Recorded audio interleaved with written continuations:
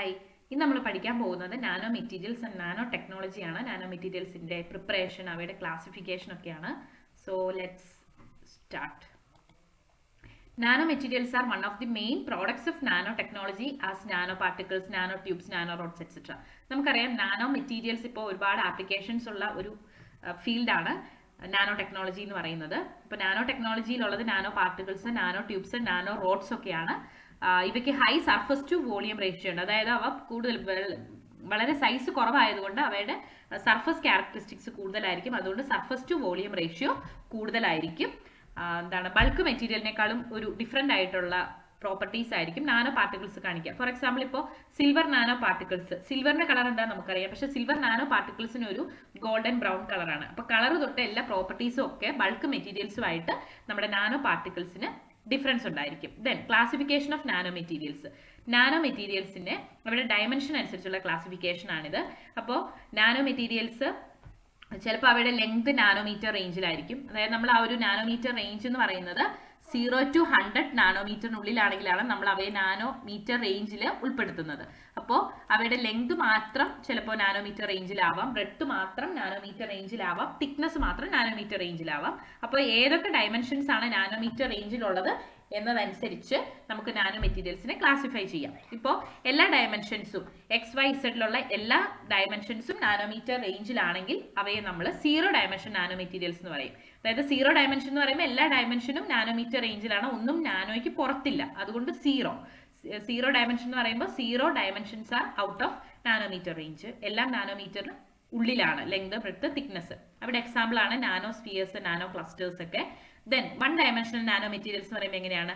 2 dimensions nano സ്കെയിലായിരിക്കും, ഒരെണ്ണം nano സ്കെയിലിന് പുറത്തായിരിക്കും. അതായത് 2 എണ്ണം 0 to 100 നാനോമീറ്ററിനുള്ളിലായിരിക്കും, ഒരെണ്ണം നാനോയ്ക്ക് പുറത്തായിരിക്കും. അവയുടെ എക്സാമ്പിൾ ആണ് നാനോ റോഡുകൾ, നാനോ വയറുകളൊക്കെ. Then 2 dimensional nano materials. Here 1 dimension is at nano scale.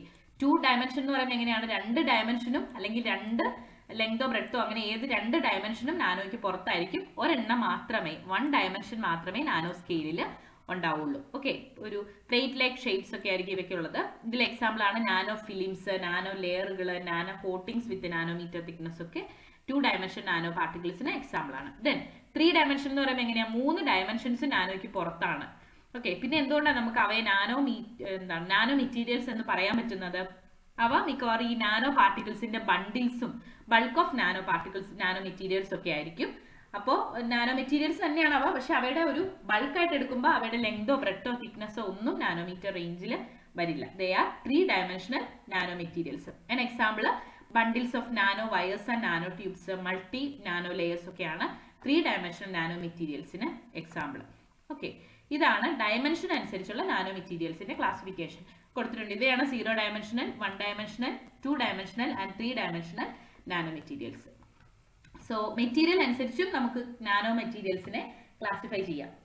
ആദ്യത്തേത് carbon based materials, then metal based materials, dendrimers and composites. First one carbon based materials. അപ്പോൾ എന്തായിരിക്കും? Composed of carbon taking form of hollow spheres, ellipsoids, ട്യൂബിന്റെ ഒക്കെ ഫോമിൽ carbon base ചെയ്തിട്ടുള്ള nano materials ആണ് carbon based materials. Spherical ellipsoid ഫോമിലൊക്കെ ഉണ്ടായിരിക്കും. Fullerenes, carbon nano tubes, graphene ഒക്കെ ഈ കാർബൺ ബേസ്ഡ് മെറ്റീരിയൽസിന് എക്സാമ്പിൾ ആണ്. അടുത്തത് മെറ്റൽ ബേസ്ഡ് മെറ്റീരിയൽസ്. അപ്പൊ അവിടെ എന്തായിരിക്കും ഉള്ളത്? മെറ്റൽ നാനോ പാർട്ടിക്കിൾസ് ആയിരിക്കും ഉള്ളത്. Quantum dots, nano gold, nano silver, metal oxides ആയിട്ടുള്ള ടൈറ്റാനിയം ഡയോക്സൈഡ് ഒക്കെ ഇവയ്ക്ക് എക്സാമ്പിൾ ആണ്. ഓക്കെ, അടുത്തത് ഡെൻഡ്രിമേഴ്സ്. ഡെൻഡ്രിമേഴ്സ് എന്നുള്ള പേര് വന്നിരിക്കുന്നത് ഗ്രീക്ക് വേർഡ് ഡെൻഡ്രോൺ ആണ്. ഡെൻഡ്രോൺ എന്ന് പറഞ്ഞ ട്രീ ആണ്. അപ്പോൾ ഒരു ട്രീ പോലെയാണ് ഈ ഡെൻഡ്രിമേഴ്സ് ഉള്ളത്. അതായത് ഇവ എങ്ങനെയായിരിക്കും? റിപ്പീറ്റഡ്ലി ബ്രാഞ്ച്ഡ് മോളിക്യൂൾസ് ആയിരിക്കും. ഒരു മരം പോലെ തന്നെ അവിടെ നിന്ന് ബ്രാഞ്ചുകൾ ഉണ്ടായിരിക്കുന്നു, അതിൽ നിന്ന് അടുത്ത ബ്രാഞ്ചുകൾ. ഈ രീതിയിൽ നാനോ പാർട്ടിക്കിൾസ് ഫോം ചെയ്യുന്നതിനാണ് ഡെൻഡ്രിമേഴ്സ് എന്ന് പറയുന്നത്. ഓക്കെ, ബ്രാഞ്ച്ഡ് യൂണിറ്റുകളിൽ നിന്നാണ് ഇവ ഫോം ചെയ്തിരിക്കുന്നത്. ദെൻ മോളിക്കുലർ റെക്കഗ്നേഷൻ, നാനോ സെൻസിങ്ങിലൊക്കെ നമ്മൾ ഡെൻഡ്രിമേഴ്സ് യൂസ് ചെയ്യാറുണ്ട്. അടുത്തത് കോമ്പോസിറ്റ്സ്. കോമ്പോസിറ്റ്സ് എന്ന് പറയുന്നത് കോമ്പിനേഷൻ ഓഫ് നാനോ പാർട്ടിക്കിൾസ് ആണ് with other nano particles or with larger bulk type materials. Nano particles മറ്റ് നാനോ പാർട്ടിക്കിൾസുമായിട്ടോ അല്ലെങ്കിൽ ലാർജർ ബൾക്ക് ടൈപ്പ് മെറ്റീരിയലോ ഒക്കെ ആയിട്ട് കൂടി ചേർന്നുണ്ടായിരിക്കുന്ന കോമ്പിനേഷൻ ഓഫ് നാനോ പാർട്ടിക്കിൾസ് ആണ് കോമ്പോസിറ്റ്സ് എന്ന് പറയുന്നത്.